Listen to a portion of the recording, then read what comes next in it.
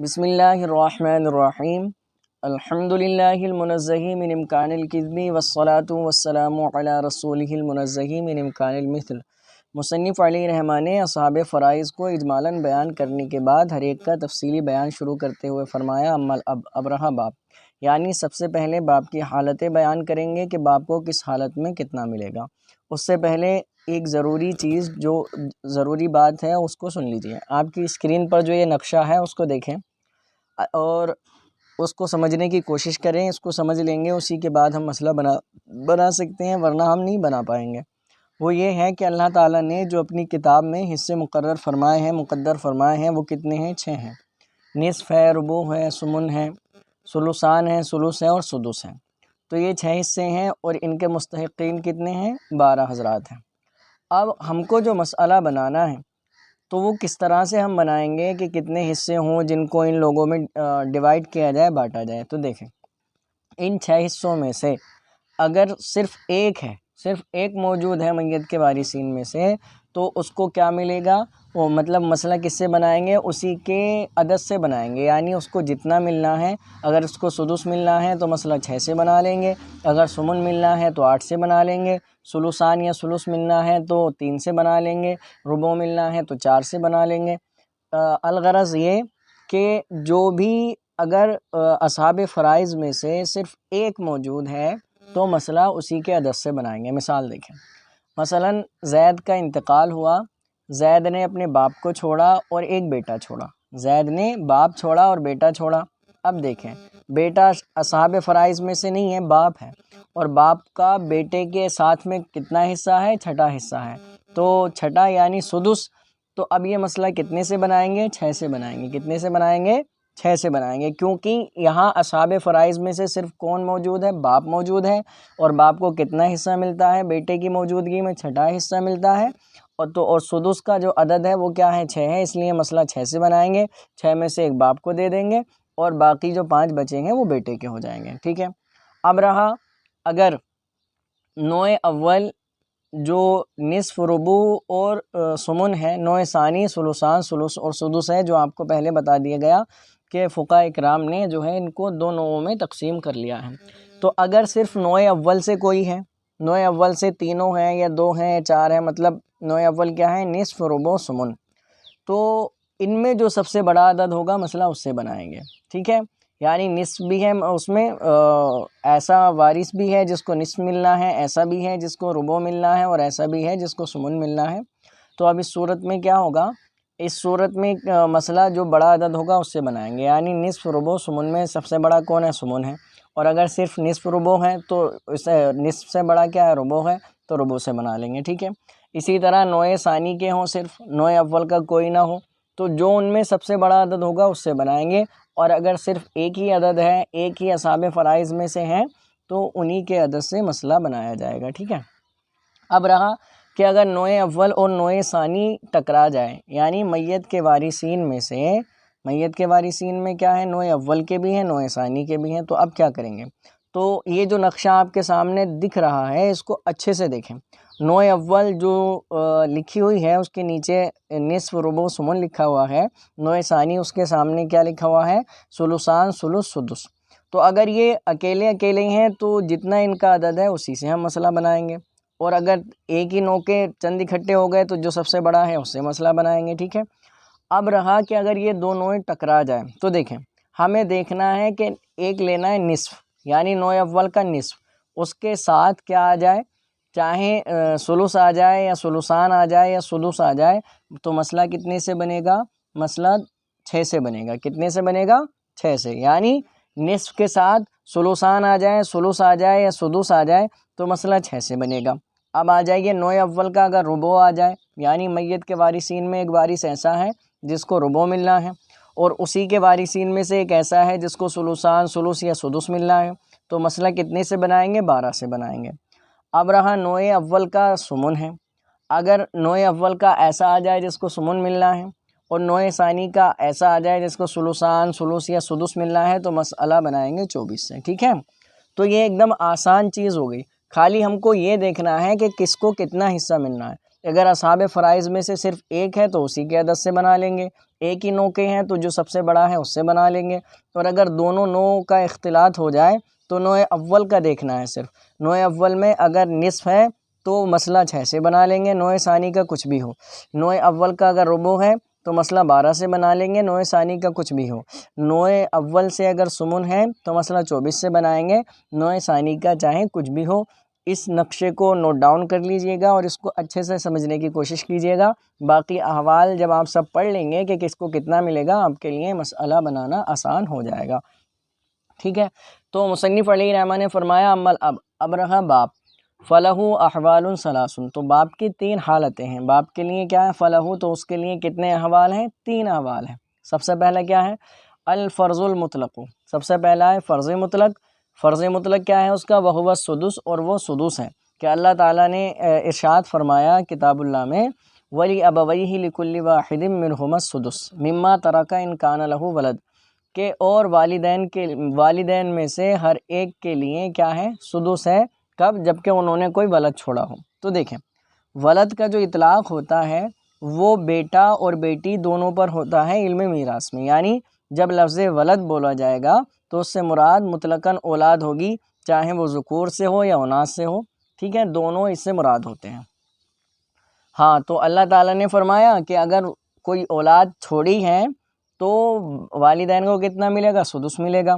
تو فرماتے ہیں تو سب سے پہلی حالت باپ کی کیا ہے، اس کو ملے گا فرض مطلق، اور فرض مطلق وہ کیا ہے، سدس ہے، اور یہ سدس ملے گا کب، وَذَلِكَ مَعَ الْإِبْنِ أَوْ ابْنِ الْإِبْنِ، فرماتے ہیں یہ بیٹے کے ساتھ یا بیٹے کے بیٹے کے ساتھ، یعنی پوتے کے ساتھ۔ کیا مطلب ہوا، مطلب یہ ہوا کہ زید کا انتقال ہوا اور زید نے باپ چھوڑا، بیٹا چھوڑا، بیٹا نہیں چھوڑا، بیٹے کا بیٹا چھوڑا، بیٹے کا بیٹا بھی نہیں چھوڑا، بیٹے کے بیٹے کا بیٹا چھوڑا، یعنی پوتا چھوڑا یا پرپوتا چھوڑا یا اس کے نیچے والے پوتے چھوڑے، یعنی اپنی نسل میں سے کوئی جو ہے مذکر اولاد چھوڑی ہے، تو باپ کو کیا ملے گا، سدس ملے گا، ٹھیک ہے۔ ایک حالت تو یہ ہو گئی سب سے پہلی حالت کہ بیٹے کے ساتھ بیٹا، اور بیٹا نہیں ہے تو پوتا، پوتا نہیں ہے تو پرپوتا، پرپوتا نہیں ہے تو اس کے نیچے والا پوتا، اگر یہ موجود ہے تو باپ کو سدس ملے گا، سدس یعنی کل مال کا 6واں حصہ۔ اب یہاں پہ دیکھ لیں پھر، تو اس نے کون کون چھوڑا، ایک باپ چھوڑا، ایک بیٹا چھوڑا یا پوتا چھوڑا۔ اب یہاں اصحاب فرائض میں نہ تو بیٹا آتا ہے، نہ پوتا آتا ہے، باپ آتا ہے، اور باپ کا حصہ کتنا بتایا، سدس بتایا، اور سدس یہ آپ کو بتا دیا گیا کہ اگر میت کے وارثین میں سے صرف ایک اصحاب فرائض میں سے ہوں تو ان کا جو عدد ہوگا، ان کا جو حصہ ہوگا، اسی سے ہم مسئلہ بنا لیں گے۔ تو سدس ہے تو سدس ہے تو مسئلہ ہم کتنے سے بنائیں گے، 6 سے بنائیں گے، 6 میں سے ایک باپ کو چلا جائے گا، اور باقی جو 5 حصے ہیں وہ بیٹے یا پوتے کو اسبہ ہونے کی وجہ سے مل جائیں گے، کیونکہ اسبہ وہی ہوتا ہے جو اصحاب فرائض کو دینے کے بعد سارے پر قبضہ کر لے، سب کا مالک ہو جائے۔ اب دوسری حالت کیا ہے باپ کی، والفرض والتعصیب معا، فرض اور تعصیب ایک ساتھ، یعنی اس کو فرض بھی ملے گا، اس کا فرض کیا ہے، اس کا فرض ہے سدس یعنی 6واں حصہ، اور تعصیب کیا ہے کہ اصحاب فرائض کو دینے کے بعد جو بچے گا وہ اس کا ہو جائے گا۔ تو اب یہ باپ کی دوسری حالت ہے کہ اس کو فرض بھی ملے گا اور وہ اسبہ بھی بنے گا، وہ کب ہے، وَذَلِكَ مَعَ الْإِبْنَةِ، اور یہ بیٹی کے ساتھ، او ابنۃ الابن، یا پوتی کے ساتھ، وَإِن سَفُلَتْ، اگرچہ نیچے تک ہو، یعنی مثلا زید کا انتقال ہوا، زید نے باپ چھوڑا اور بیٹی چھوڑی، تو باپ کو کیا ملے گا، سدس ملے گا، یعنی اس کو فرض بھی ملے گا اور جو بیٹی سے بچے گا وہ بھی اس کو ملے گا، ٹھیک ہے۔ اب رہا، اب بیٹی تو نہیں چھوڑی ہے لیکن بیٹے کی بیٹی یعنی پوتی چھوڑی ہے، تب بھی اس کو سدس ملے گا اور اسبہ ہو جائے گا۔ یہ بات یاد رکھیے گا کہ بیٹے کی بیٹی ہی معتبر ہے، بیٹی کی بیٹی معتبر نہیں ہے۔ اب کوئی یہ کہے کہ بیٹی نہیں چھوڑی لیکن بیٹی کی بیٹی چھوڑی ہے تو اب باپ کو فرض مطلق اور اسبہ دونوں ہو جائے، تو اب ایسا نہیں ہوگا، صرف وہ اسبہ ہی بنے گا، ٹھیک ہے۔ تو یہ کب ہے، جب بیٹی چھوڑی ہو، اگر بیٹی بھی نہیں ہے لیکن بیٹے کی بیٹی چھوڑی ہو تو اس کو کیا ملے گا، فرض اور اسبہ ہوگا، اگرچہ نیچے تک ہو، یعنی بیٹی ہو یا پوتی ہو، پر پوتی ہو، لکڑ پوتی، نیچے تک، ٹھیک ہے۔ اب یہاں دیکھیں، اب یہاں زید کا انتقال ہوا، زید نے باپ چھوڑا، بیٹی چھوڑی، تو باپ کیا ہے، وہ بھی اسبہ ہے، اصحاب فرائض میں سے ہیں، بیٹی بھی اصحاب فرائض میں سے ہیں۔ اب یہاں پر کیسے بنانا ہے، اوپر تو آپ نے جان لیا کہ اصحاب فرائض میں سے صرف باپ تھا اور جب ایک ہوتا ہے تو اس کا جو عدد ہوتا ہے اسی سے مسئلہ بنا لیتے ہیں۔ اب یہاں پر بیٹی بھی اصحاب فرائض میں سے ہے، بیٹی نہیں ہو تو پوتی اصحاب فرائض میں سے ہے، تو اب مسئلہ کتنے سے بنائیں گے؟ اب دیکھیں، سب سے پہلے باپ کا کیا ہے؟ سدس ہے، اور بیٹی اگر ایک ہو تو اس کو کتنا ملتا ہے؟ نصف ملتا ہے۔ کتنا ملتا ہے؟ نصف۔ اب یہاں دو جمع ہو گئے، نوع اول کا کیا ہے؟ نصف، اور نوع ثانی کا کیا ہے؟ سدس۔ اور جب یہ نصف اور سدس جمع ہو جاتے ہیں، جیسا کہ نقشے میں آپ کو بتا دیا گیا کہ نوع اول کا نصف ہو اور نوع ثانی کا کوئی بھی ہو، تو مسئلہ کتنے سے بنائیں گے؟ 6 سے بنائیں گے۔ تو ہم نے بنایا مسئلہ 6 سے۔ 6 سے جب ہم نے مسئلہ بنایا تو 6 کا آدھا کتنا ہوا؟ 3 بیٹی کو یا پوتی کو دے دیا گیا، اور سدس کتنا ہوتا ہے؟ ایک باپ کو دے دیا گیا، بچے کتنے؟ 2۔ اب یہ 2 اسبہ ہونے کی وجہ سے یہ بھی باپ پر چلے گئے، ٹھیک ہے۔ اب تیسری حالت کیا ہے باپ کی؟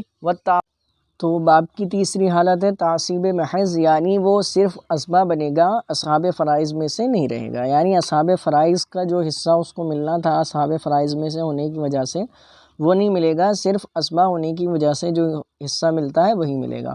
یہ کب ہے؟ وَذَلِكَ عِنْدَ عَدَمِ الْوَلَدِ وَوَلَدِ الْإِبْنِ وَإِنْ سَفُلَا، فرماتے ہیں جب ہے جب کہ کوئی اولاد نہ ہو یا بیٹے کی کوئی اولاد نہ ہو، اگرچہ نیچے تک ہو، یعنی اس کی کوئی نہ تو سگی اولاد ہے اور نہ ہی اس کے بیٹے کی اولاد ہے، تو وہ صرف اسبہ بنے گا، اس کو جو اس کا اصحاب فرائض میں سے ہونے کی وجہ سے حصہ ہے سدس وہ نہیں ملے گا، ٹھیک ہے۔ اب یہاں پر عبارت پر غور کریں، مصنف علیہ رحمہ نے فرمایا عند عدم الولد، یعنی ولد کے نہ ہونے کے وقت۔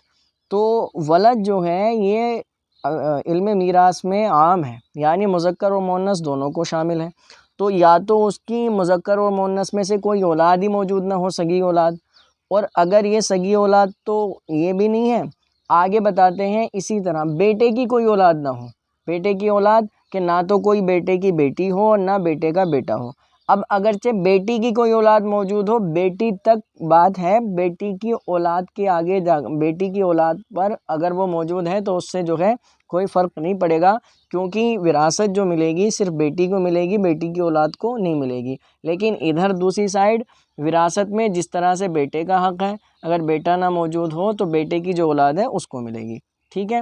تو اس لیے مصنف علیہ رحمہ نے یہاں پر کیا کہا کہ جب بیٹا نہ اولاد نہ ہو یا پھر بیٹے کی کوئی اولاد نہ ہو، اگرچہ نیچے تک ہو، تو باپ کیا ہوگا؟ اسبہ محض ہوگا۔ اور اس کی صورت کیا ہے؟